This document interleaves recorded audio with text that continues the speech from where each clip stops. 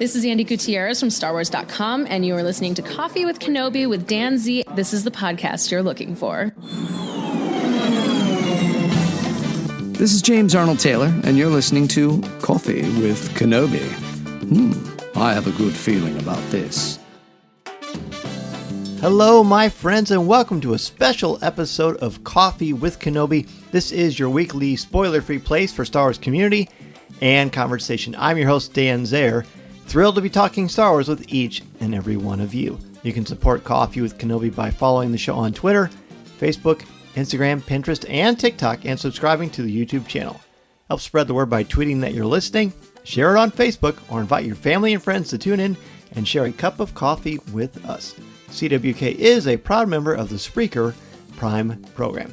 Thank you to the official travel partner of Coffee with Kenobi, MEI and Mouse Fan Travel. If you are interested in a no-cost, no-obligation quote for your next vacation, check out coffeewithkenobi.com/mousefantravel and let them know Coffee with Kenobi and Dan Zayer sent you. And don't forget, we are taking friends to the Galactic Star Cruiser next June 12th to the 14th, so be sure to go to coffeewithkenobi.com/mousefantravel and let them know you want to go on the trip with me and Mouse Fan Travel.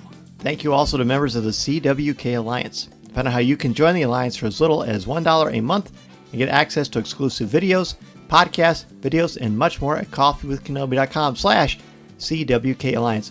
On a bonus episode of Coffee with Kenobi this week, the great Dan Slott, writer of Spider-Man, Amazing Spider-Man, She-Hulk, Fantastic Four. His resume goes on and on. You are going to love the conversation with Dan. I've long been a fan of his, so to get to talk to him about stories, storytelling, Star Wars, Spider-Man, Andor, and all kinds of great things, you are going to love it. I can't wait to share it with you, so I'm just going to get to this conversation right away. Here is the amazing Dan Slott.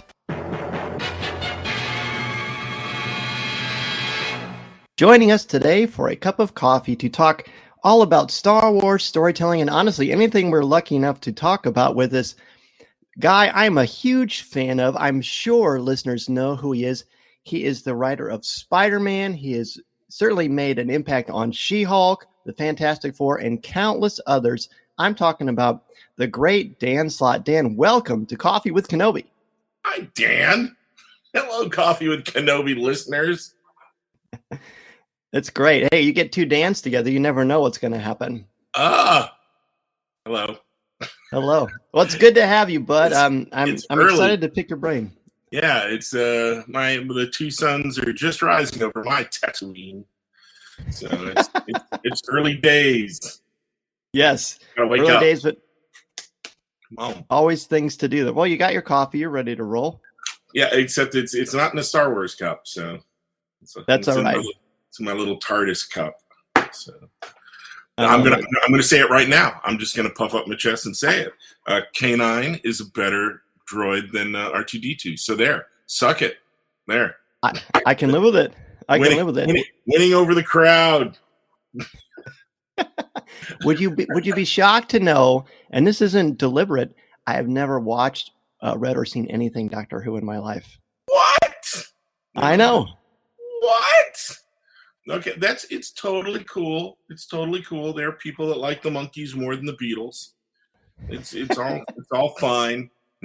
It's all good. I'm sure it's great. I find most of my time gets sucked up in this galaxy far, far away, but I do, of course, pay close attention to what is going on in the world of Marvel. Not only are we talking to a writer of many amazing titles, but he also owns a tow truck company in the Marvel Cinematic Universe. How about that? Yes, I do. They throw in these little Easter eggs into the TV shows and movies. So I'm up to I have two streets named after me. One where Aaron Davis the Prowler lives, and one in a street in Venice that Ned and Peter argue in front of. And I own a drywall company that was obviously building part of Happy Hogan's condo near the Stark box where they make all the inventions to cure everybody. And now I own a tow truck company in the Marvel Universe. And one of my employees who looks nothing like me shares our name, Dan. It's on his badge. And I'm like, well, that is strange. Or that's me in the Marvel Cinematic Universe, and I'm just taller and have more hair. So That's got to give you quite a thrill. I mean, you've done a lot of cool stuff, but that's got to just put an extra smile on your face. it's cool. It's way too cool. And every time something like that happens, I get like a zillion calls from like friends from college going, "Oh my God, I saw that." I'm like, yeah, it's kind of cool, man. Yeah, no, it's all very neat. Oh man, it's so weird. I'm talking, I was just dissing Star Wars, by propping up Doctor Who, and that was wrong because I'm of the age where I saw, there's that great quote. I can't remember who said it. It's attributed to a sci-fi writer, but I think a sci-fi fan came up with it, where someone asked, "What's the golden age of science fiction?" Like, is it, like the H.G. Wells, or is it like, Flash Gordon or Star Wars? And they said the golden age of science fiction is 12. It's whatever you saw when you were 12 is the greatest thing in the universe. And I was the right age for Star Wars. I was in grade school when A New Hope came out. And, this was before VCRs even. Mm-hmm. So you wanted to see it again. You went back to the theater. We all kept going back and back and back and back. We just kept watching Star Wars over and over again. And if you're in grade school and the teacher wants you to do better on something, she buys a book of Star Wars stickers and go, "You get a Star Wars sticker if you get an A." And you're like, "I've got to get an A on this spelling test because I want that Y-wing sticker. I want this." And like when Empire came out, then I was heading into rebellious teen years. And I was getting ready to move off to England, where I fell in love with Doctor Who. But I was getting ready to move. And one of the last movies me and all my friends saw from like 7th grade we saw Empire Strikes Back. And I remember when we saw like an early screening, like a matinee screening, and nothing had been ruined. The Darth Vader reveal hadn't been ruined. There was no internet. Nothing had been ruined, and everything was a complete surprise. And we just looked at each other when it was all over. And we're like, "Oh man!" And then we all went, I bet if we sit here, they're not going to kick us out. And we sat there and we watched the next showing without buying a ticket. We were awful. We were children.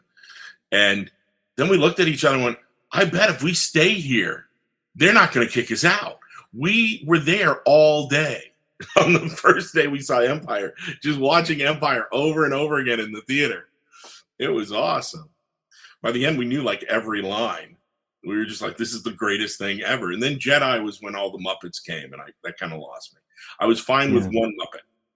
I was fine with Yoda.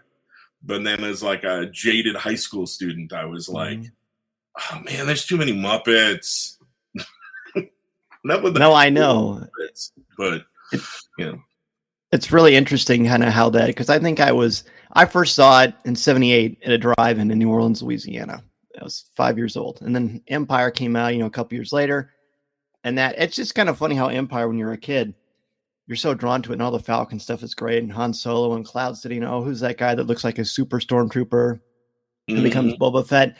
And then when Jedi came out for our generation, it was like, we're kind of transitioning into, the teenage years and what have you. And it has a different allure, but at any rate, there's just still those stories that captivate us. And one of the reasons I wanted to talk to you is I feel like, and I mean this, I don't know how you are with compliments, so buckle up if you don't like them. Oh, dear. But so Denny O'Neil's Batman, for me, Burns Superman, and for when it comes to Spidey, you're the guy. Obviously, Stan's great. There are a lot of wonderful Spider-Man writers, but you have this ability, like the others I mentioned, to get inside the voice and inside these characters' minds and really bring out their best and their worst, which I think is what makes your character so strong. So for you, what makes a good Star Wars character?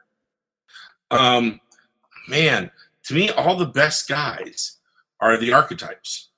That it's weird. Like you see something like Commedia dell'arte or different things. And nowadays people say trope a lot. I want to shoot everyone who says the word trope. But it's the farm boy, the princess, and the scoundrel. And the Black Knight. And there are all these archetypes. And it's impossible not to find one that you'll latch onto. And they'll be your guy. That's your, and then you see that movie through that character's lens. So like so many people, like, of course they wanted Han to get with Leia because he was the cool guy and you want to be the cool guy. But, and I am certain that Lucas is just lying through his teeth. They never intended them to be brother and sister. No way. You will never convince me that was in the original plans of the people doing New Hope. But I was rooting for Luke.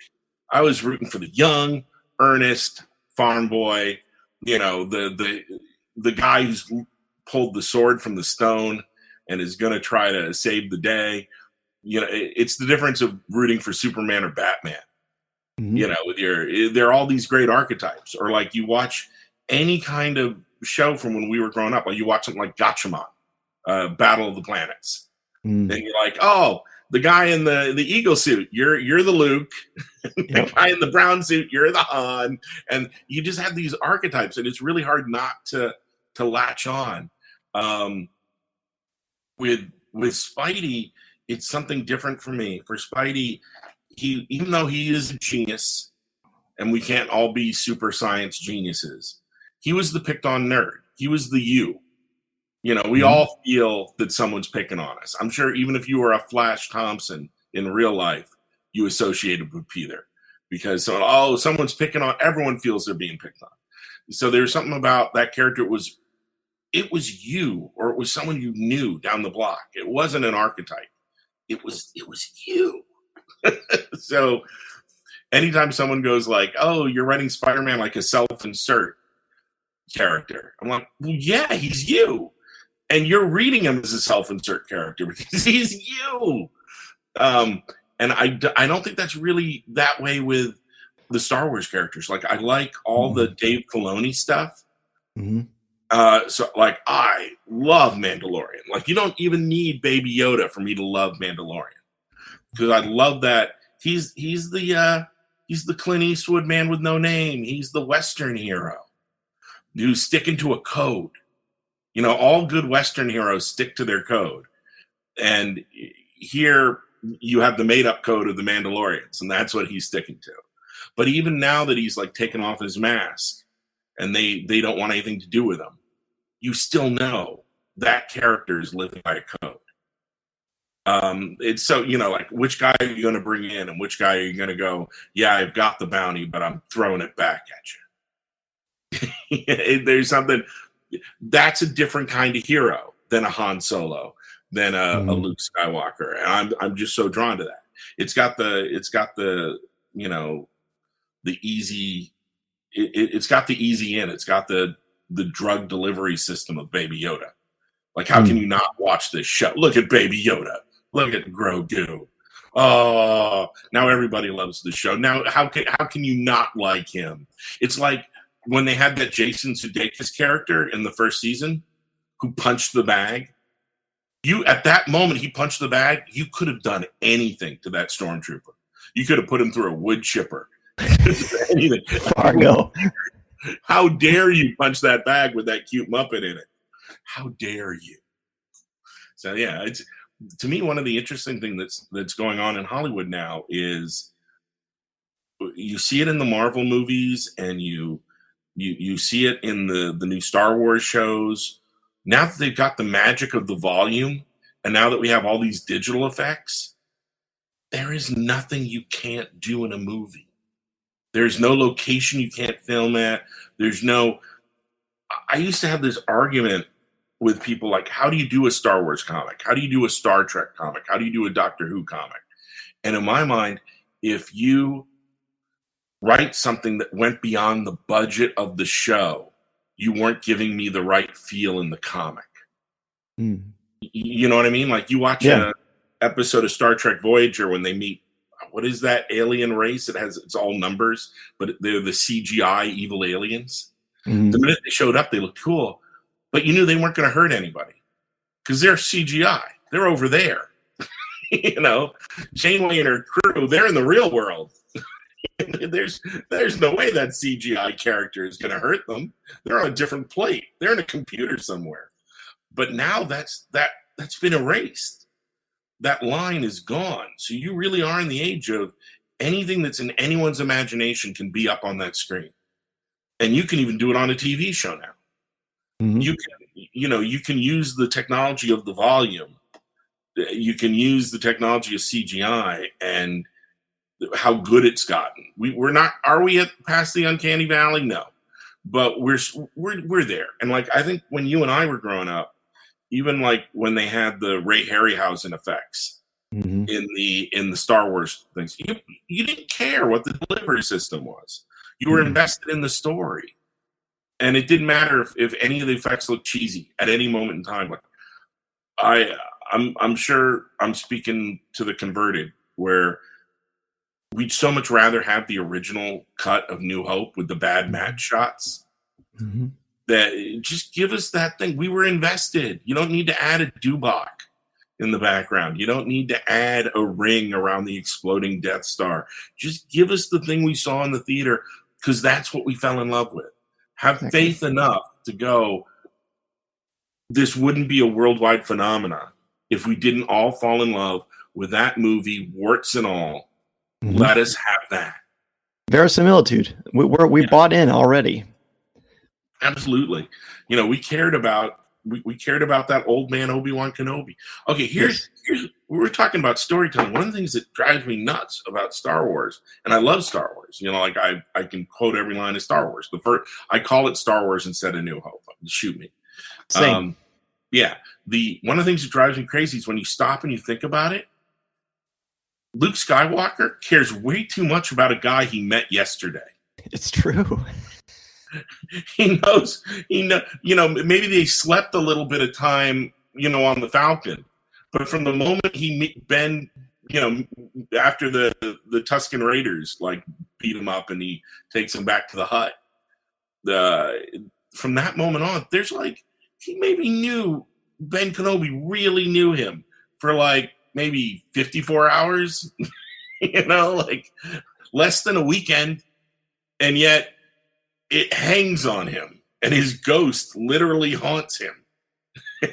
Whereas Leia knew him her whole life. They even imply that in the original film too. Yeah, it's just I get it from the Ben side. Ben's been keeping an eye on him, but from the Luke side, that's insane.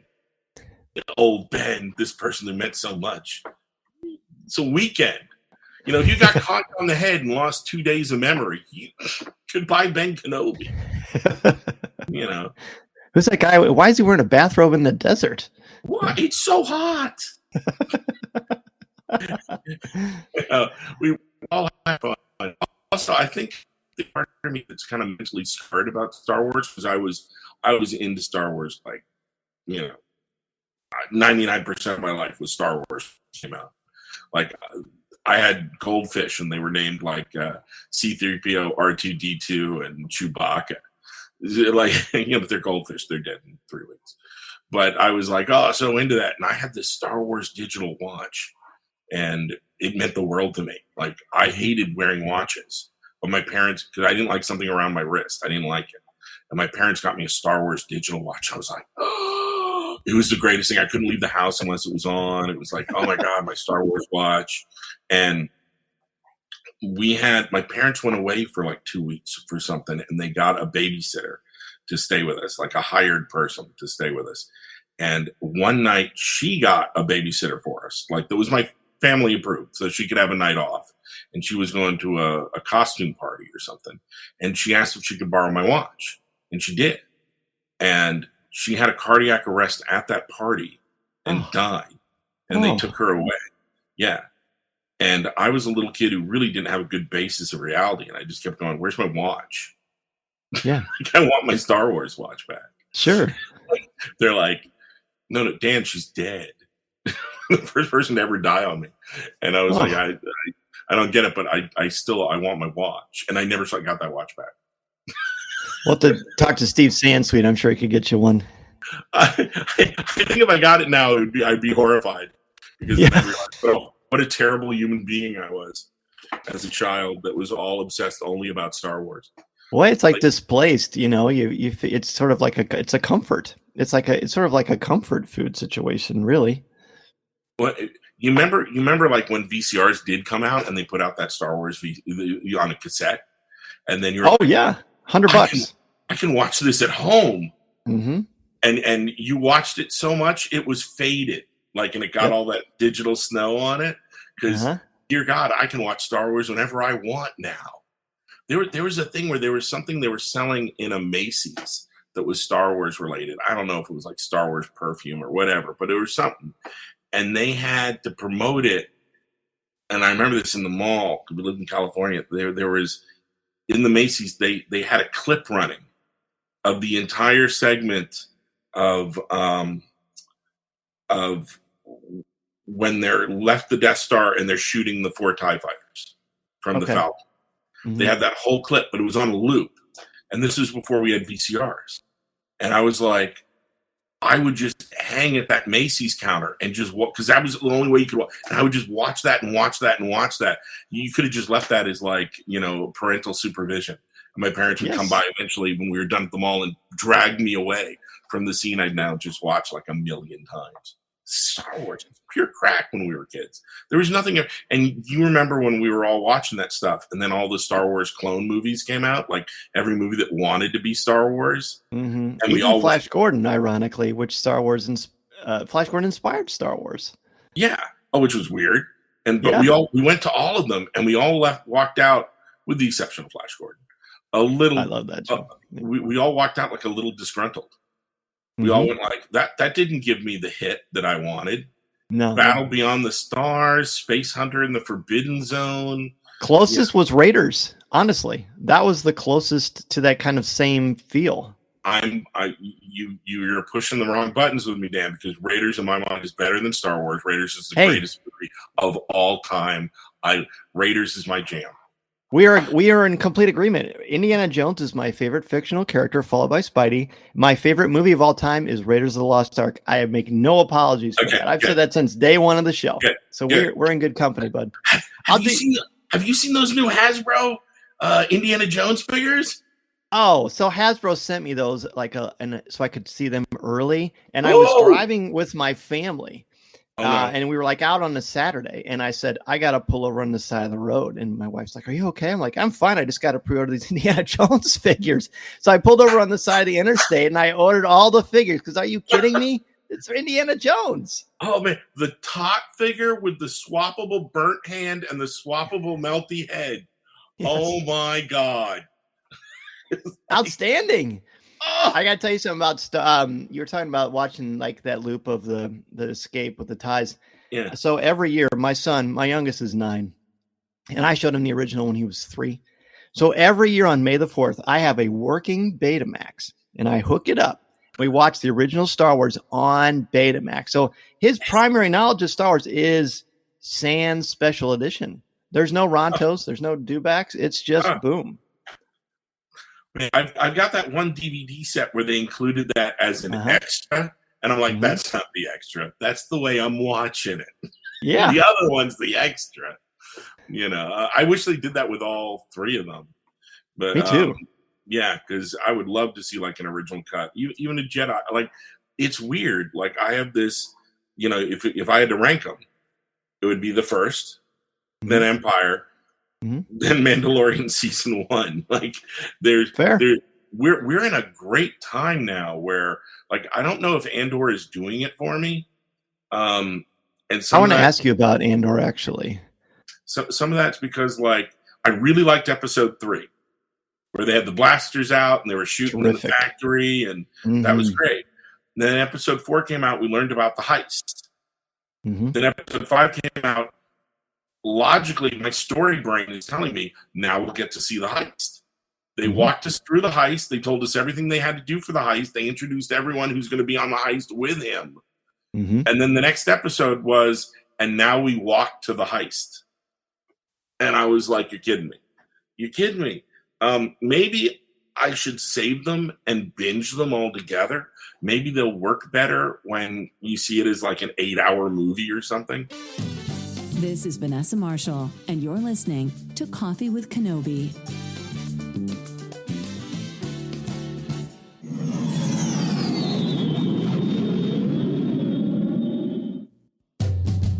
I think it's on the 3rds. You've got 1, 2, 3, 4, 5, 6. I really think that's kind of how they're going to arc it. Here's a question I want to ask you since you brought it up. A big question that came up, and I really like it. I kind of dig the slow burn, but I totally understand that this is not the Star Wars that we are used to. And as a parent, I lament that I can't show it to my youngest because I don't need brothels and coarse language in Star Wars. But that's just me. And God bless people if they like it. I still think it's great as an adult, intelligent viewer. But what makes Andor Star Wars to you, or is it Star Wars? It is. Or is it too early to know? It's the Rogue One prequel. It's people dealing with the Empire. It's seeing how the Empire rose. It's weird. Like I'm a Doctor Who fan, and there was a period of time during Russell T Davies' initial relaunch where they had 3 Doctor Who shows running at the same time, and one was the Sarah Jane Adventures, which was silly and over top for younger kids. It was clearly geared for something that kids could watch, and if parents maybe watched with them.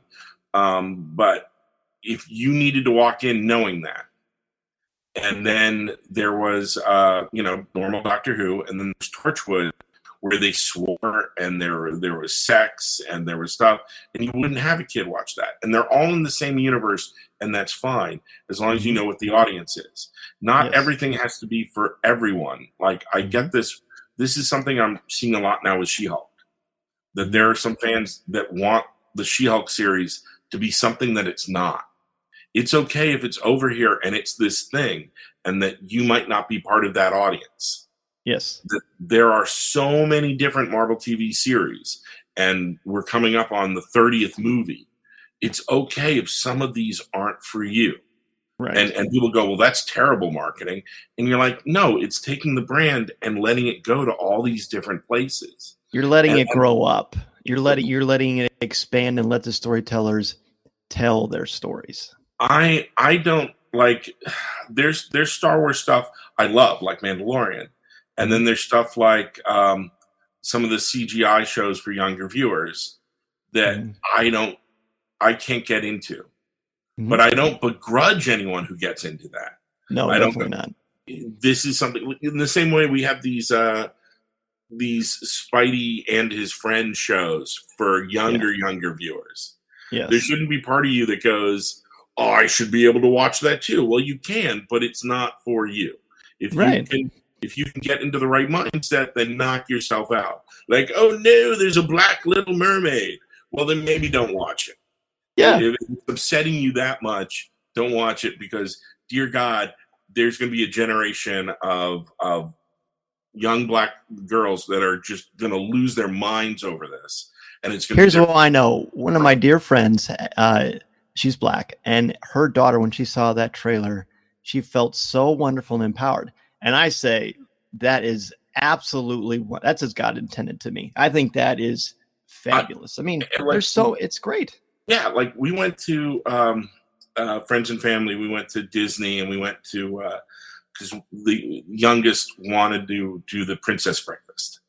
So we do the princess breakfast, and she doesn't care if she's talking to Tiana. She doesn't care if she's talking to Moana. She doesn't care if she's talking to Jasmine.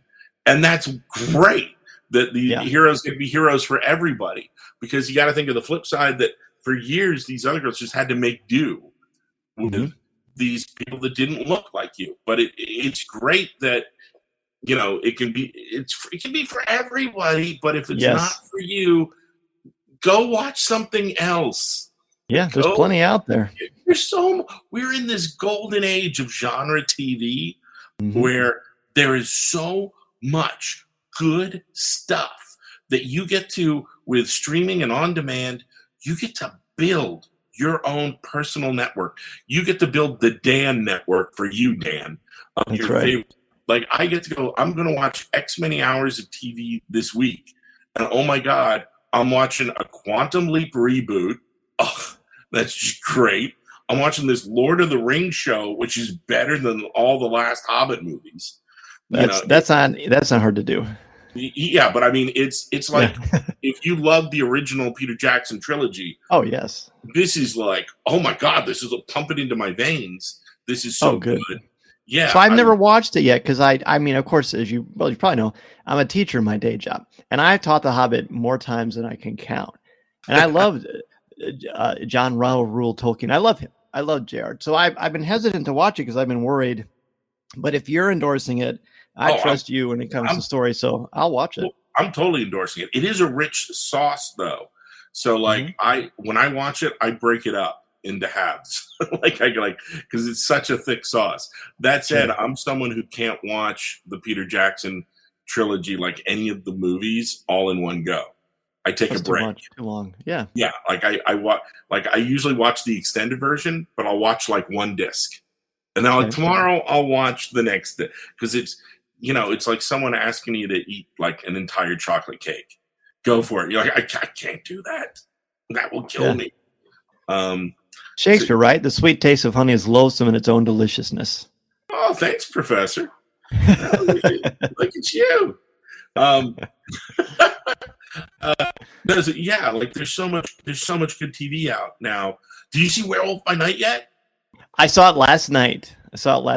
And someone spoiled the surprise for me online. I blame myself for getting online until I watched it. But yeah, it wasn't what I expected. But I love those comics. And it's beautiful. It's absolutely beautiful. I loved it because it was exactly what it should have been. It was Universal Monsters and Hammer House of Horror cheese. Yep. It was pure cheese. It was like and it was exactly a Marvel horror comic from when I was growing up. Yes. Where if you read Werewolf by Night, or if you read, Vault of Horror, you read any of these Marvel books, it felt naughtier than it should have been. Yes. It felt like I'm reading something I shouldn't. This is dangerous. But if your parents found it and they read it, they went, "This is nothing." You go and read this. Like, you stay up and you watch a Universal monster movie. You're like, "Oh, it's the Wolfman versus Dracula." Oh, and your parents are like, "Oh, yeah, you're fine." But if you watch something like The Shining, you go into therapy at that age. Yes. So it was exactly like I could see a parent being totally cool with their kid watching Werewolf by Night. Yes, and I hope I hope we get one every Halloween season. Well, I was making a joke to the director, like I was going, I hope you do one of these every year. I hope they do so many that they make the characters for Avengers Campus, and that they make a ride, and they do like a Halloween night. Yeah, Marvel is so slick; they were already ahead of the game. They already have a Jack Russell at Avengers Campus, and do they really? Yeah, they already have an Elsa Bloodstone that you can take pictures with and meet.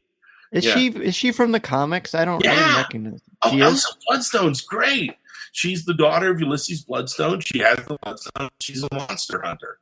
So, when you watch that movie, you get 3 Marvel monster characters in it.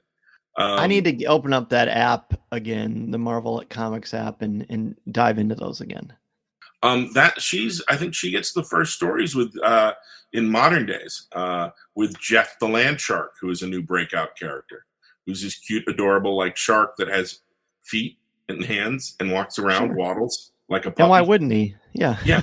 So it's like this puppy hybrid shark thing that's Jeff the Shark, and Elsa Bloodstone looks after him, and she's very much like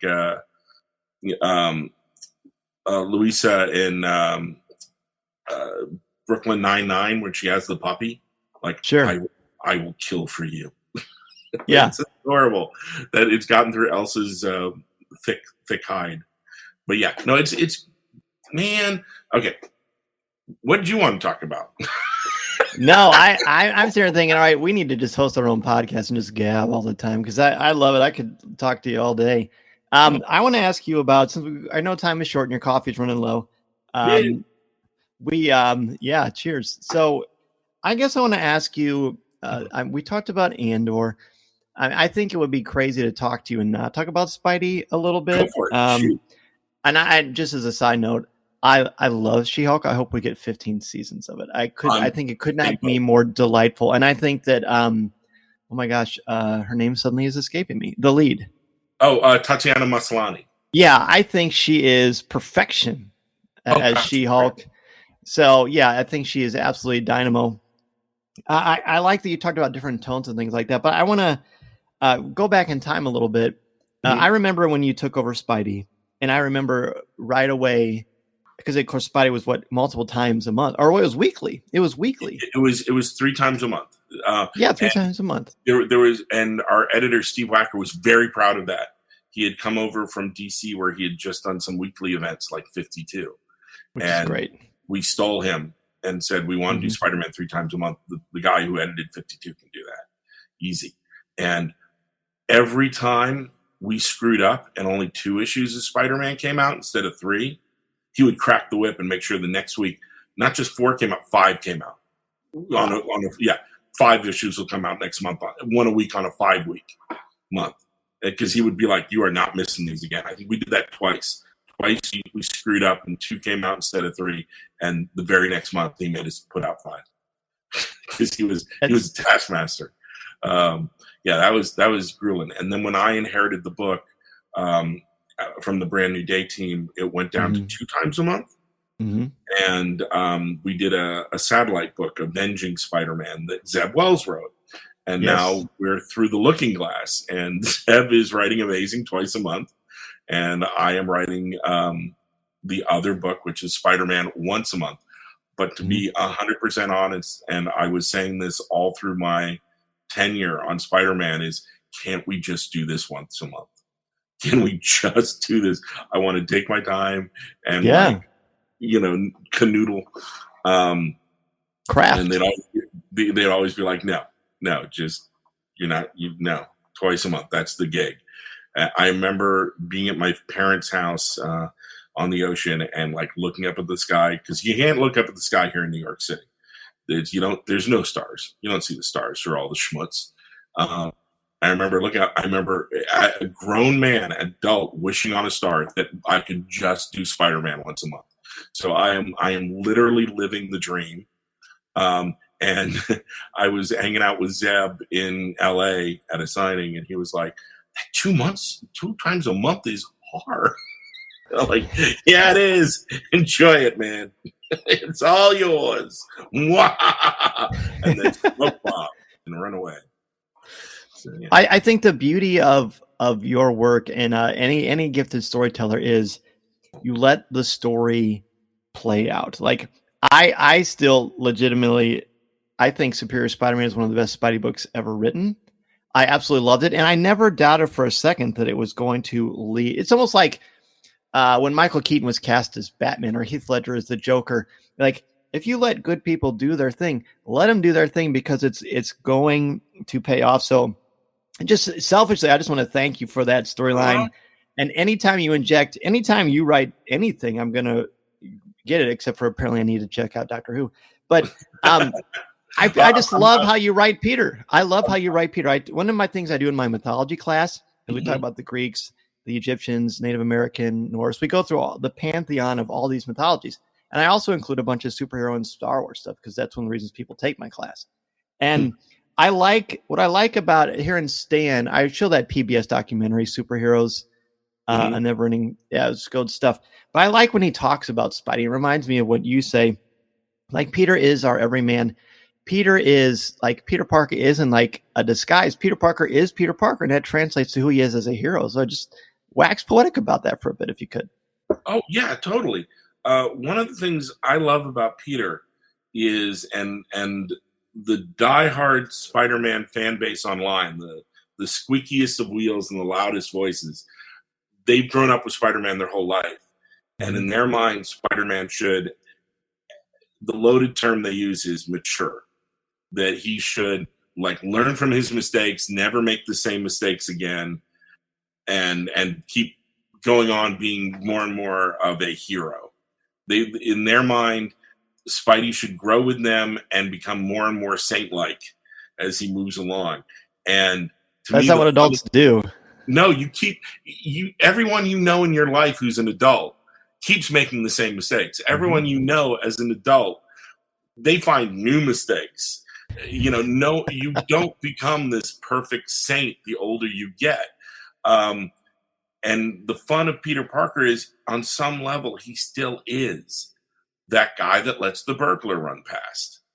who goes, not my problem. You know, he's in his heart, he's that guy. And that lesson he learns, it's a mantra. It's a thing that he needs to do to remind himself. You know, it's a vow, but it's something that he needs. He's not hardwired to do that. He's hardwired to be, you know, like all of us, to want that selfish thing every now and then, to want that girl to go out with him, to want that better job, to want things to go easier. There's things he wants that on some level are selfish. And the fun of Spider-Man is watching him go, I'm not going to do that. I'm going to go do this and save that person. And it's going to cost me this. And is he going to get rewarded for it? No good deed goes unpunished. And that's what we call Parker luck. But he keeps doing it, and that's why we love him. If he didn't want that thing so badly, then we wouldn't link up with him. We wouldn't go, he's like me. It shouldn't be this natural thing he does. It should be the thing that he has to make the effort. You know, sometimes, you know, we're all adults, and there are days where your day starts with effort. I don't want to get out of bed. You know, Spider-Man's way starts the same way. He doesn't want to get out of bed either. And you know, you know everything I'm saying. I let Peter be human. I let Peter be this horrible human being, and have to go against his better. You know, he has to try to be his better self. Right, and that's why he's relatable. Yeah. I love it. Well, Dan, I could talk Spidey Star Wars with you forever. You certainly have an open invitation to come on Coffee with Kenobi anytime. Please let everybody know where they can find your stuff. I mean, I'm sure they obviously know that, and where they can reach out to you online if they want to say hello. Well, you can always find me on Twitter unless I've blocked you. That's a great line. I have no patience for online guff. So, nor should you. You know, I like to enjoy my time online. So if someone even rubs me the wrong way that day, I block. Like, okay, but I'm on Twitter, and I'm adorable there, and yes. That's probably the best way to find me. Everything else is comics. Spider-Man coming out every month. Me and Spider-Man legend Mark Bagley. Doing all new Spider-Man stories, and that's it, man. That's all I'm doing. That's all I want to do. I've got the dream. Hey, thanks for having me on. My pleasure, man. Appreciate it so much. Appreciate all your hard work, and you pump in organic life into these great characters. So can't thank you enough. Have a great rest of your day, man. Oh, thanks, man. This podcast is not endorsed by the Walt Disney Company or Lucasfilm Limited. It is intended for entertainment and informational purposes only. The official Star Wars website can be found at www.starwars.com. Star Wars, all names, sounds, and any other Star Wars related items are registered trademarks and or copyrights of Disney and their respective trademark and copyright holders. All original content of this podcast is the intellectual property of Coffee with Kenobi unless otherwise indicated. This is the podcast you're looking for.